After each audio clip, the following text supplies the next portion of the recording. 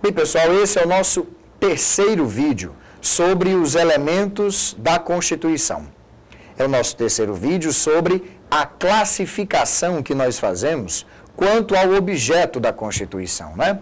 Nós enxergamos no conteúdo constitucional alguns elementos orgânicos, alguns elementos limitativos, alguns elementos de caráter socio-ideológico. Tudo isso nós vimos nos dois vídeos anteriores. Agora, chegou a vez da gente identificar no conteúdo constitucional, nos objetos da Constituição, aqueles elementos que estão a serviço da estabilização constitucional. E, além destes, aqueles elementos que estão a serviço, repara só, da aplicabilidade formal da Constituição. Então, de olho aqui no quadro, vamos sintetizar o que são os elementos de estabilização constitucional. Olha lá. Estamos conversando, então, sobre normas que se destinam a assegurar a solução de conflitos constitucionais. Estamos tratando aqui da defesa da Constituição, da defesa do Estado e das instituições democráticas. Aqui, gente, olha, a palavra central, a expressão central é essa. Nós vamos classificar como um elemento de estabilização constitucional todo aquele conteúdo que protege a Constituição. E ao proteger a Constituição, nós estamos protegendo o quê? Estamos protegendo o Estado. Uma vez que a Constituição é a organização do poder político, né? Quando a gente fala de Constituição, falamos de constituir, obviamente, o Estado. Um elemento de estabilização da Constituição é um elemento de estabilização do Estado e, claro, das suas instituições democráticas. Então é muito simples, olha lá, tudo aquilo que na sua Constituição expressar um conteúdo que estabilize a Constituição, que evite rupturas institucionais, que garanta a proteção, a defesa do texto constitucional, do Estado e das instituições democráticas, será classificado como um elemento de estabilização constitucional. Vamos dar uma olhada na nossa Constituição? Vamos tentar identificar esses elementos? Vamos ver aqui, olha lá. Onde é que a gente acha esses elementos na nossa Constituição? Por exemplo, no artigo 5º da Constituição. De olho no quadro, olha lá. Nós temos, no inciso 44 da Constituição, o preceito que diz que constitui um crime inafiançável e imprescritível a ação de grupos armados, veja, sejam eles civis ou militares, contra a ordem constitucional e o Estado democrático. Repara, então, como isso é um elemento de estabilização constitucional. Eu estou falando da ação de grupos que se armam contra quem? Repara, contra a ordem constitucional, contra o Estado democrático. E aí, nós estamos dando um tratamento diferenciado a esse tipo de crime. Aqueles que sejam civis ou militares, peguem em armas contra a Constituição, contra o Estado democrático, cometem um crime que recebe um tratamento mais duro da nossa ordem jurídica. Porque cometem um crime, repara só, inafiançável, portanto, eles não podem pagar aquela prestação pecuniária, né, para responder em liberdade, e também um crime que é considerado imprescritível. O que significa dizer que o Estado jamais perderá o direito de punir aqueles que pegam em armas contra a ordem constitucional ou o Estado democrático. Muito cuidado, tá? Nós vamos ter oportunidade de conversar sobre esse inciso mais adiante. Mas o que eu quero mostrar para você, nesse momento, é o tratamento diferenciado, não a ação de grupos armados quaisquer, Nós aqui não estamos tratando de um grupo que se arma para assaltar um banco, de um grupo que se arma para realizar um sequestro, um assalto qualquer. Não estamos falando disso. Estamos falando de um grupo que se arma para tentar um golpe de Estado. Um grupo que se arma para uma ruptura institucional. E aqui tanto faz, não fazemos distinção se esse grupo é civil ou militar.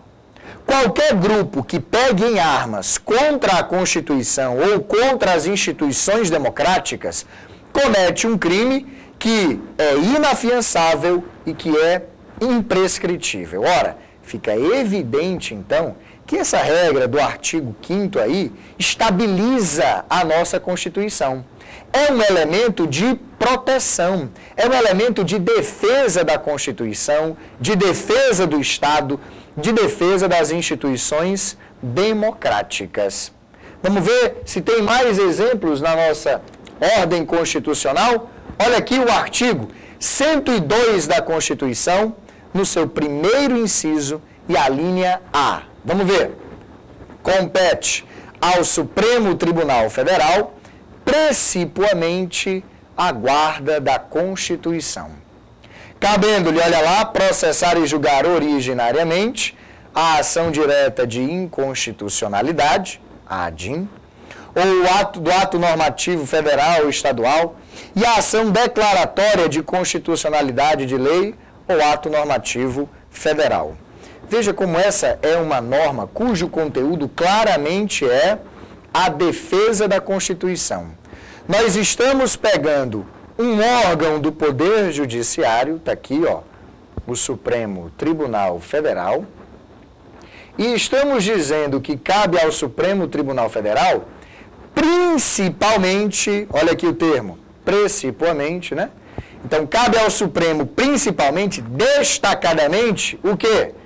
A guarda, a proteção da Constituição.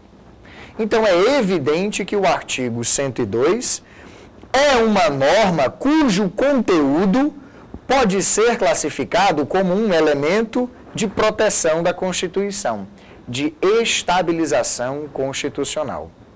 Em termos práticos, como é que o Supremo protege a Constituição? Dentre outras coisas, julgando a ação direta de inconstitucionalidade ou a ação declaratória de constitucionalidade.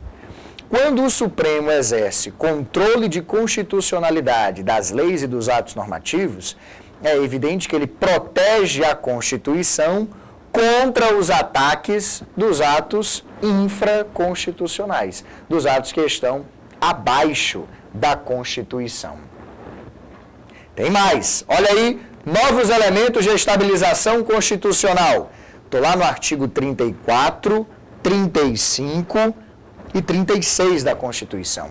Todos eles tratam sobre intervenção. Olha aqui, a União não intervirá nos estados e nem no Distrito Federal. Os estados não intervirão em seus municípios e nem a União nos municípios que estão localizados em seu território. Essa é a regra. A regra é o respeito à autonomia dos entes da federação. Ora, se os estados possuem autonomia, se os municípios também possuem autonomia, se o Distrito Federal tem autonomia, a regra é de respeito do Pacto Federativo, a regra é a da não intervenção.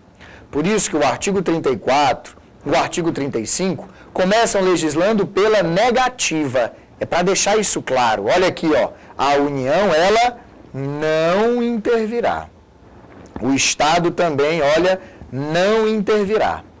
No entanto, havendo qualquer conflito dentro do Pacto Federativo, aí nós quebramos essa regra geral da não intervenção e abrimos uma exceção. Uma exceção que permite à União intervir nos estados, intervir no Distrito Federal.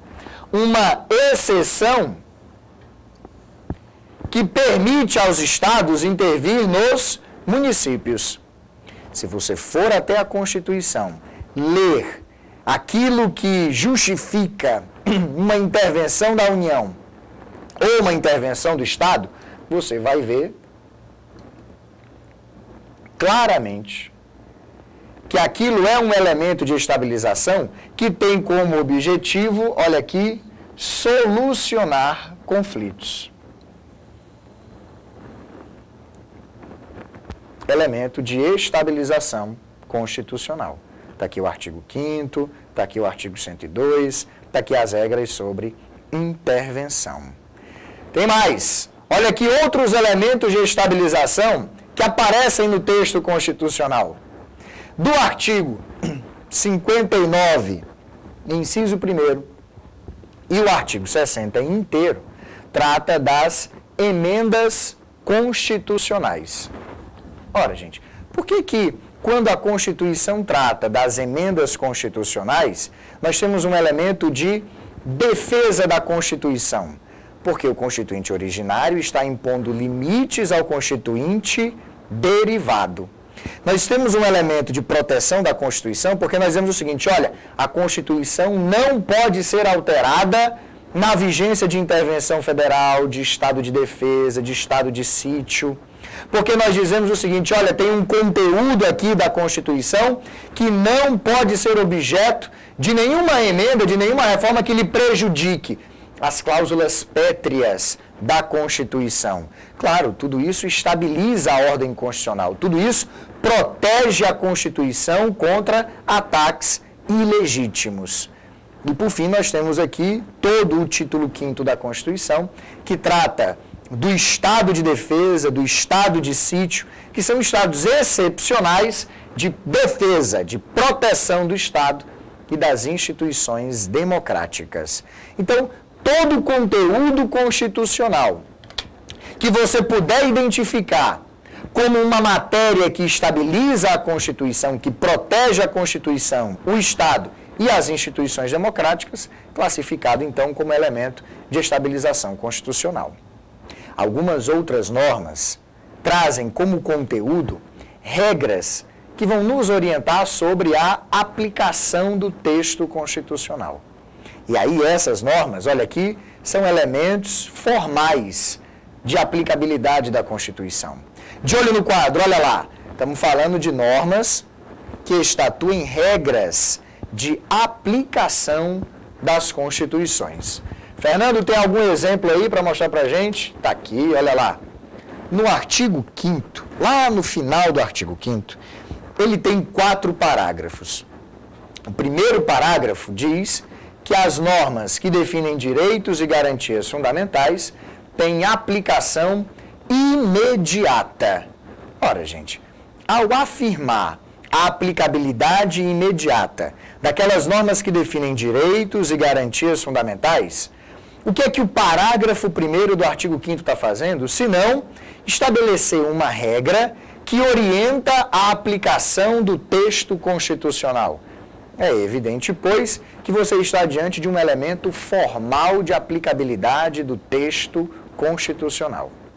Eu só quero te chamar a atenção para o fato de que dizer que terá aplicação imediata não significa a mesma coisa que afirmar que todas as normas de direitos e garantias fundamentais vão produzir logo de imediato a plenitude dos seus efeitos.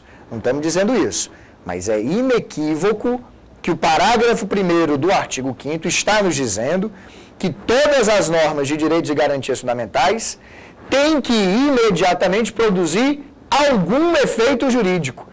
Se esses efeitos serão plenos logo de imediato, ou se vão produzir só uma parte desses efeitos, aí o parágrafo 1º não entrou no mérito dessa questão.